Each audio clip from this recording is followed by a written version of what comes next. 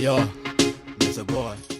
Mwaka muthikiriria na mwiroreri wa Miaki na Mebe TV ngwiraga hana ho mucie igwe wi mucie ngetomoro wa Kimani riu mathaa manini tu thutha wa Senate gwituika ni yake muhagura DP Rigathi Gachagua.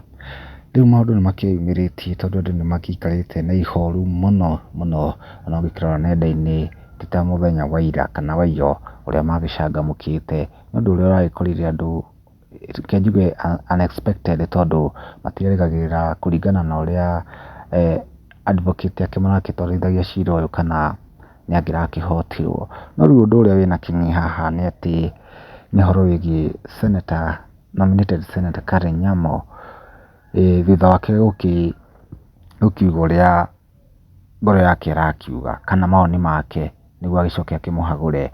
Undu uria urakĩrĩ ni ati Karen Nyamu no nginya kungiragithire uguo tondu agicaguritwo ni thirikari na hindi ciothe no nginya akirugame na murugamo wa thirikari. Riu after gukirekeria video iria akiri senate akiruta mawoni make andu makirutite mawoni mao ngurani o haria angi marakimutema muno na gukimuruma tondu matirerĩgagĩrĩra ni agugika atia. No riu hena shabiki umaretwo Susan aragiukire na aracomment arauga atiriri, a whole senator standing to talk nonsense. What were your qualification for you to be nominated, Madam Tampon?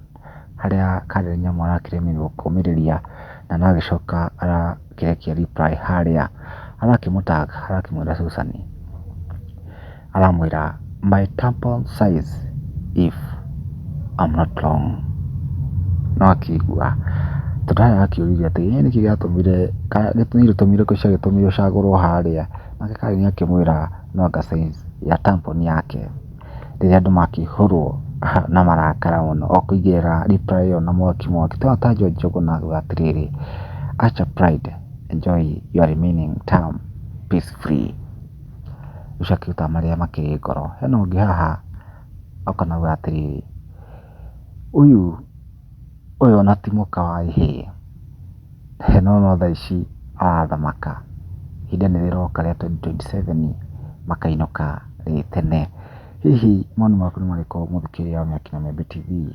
Rekia comment yaku o hamwe na share na subscribe Miaki na Mebe TV.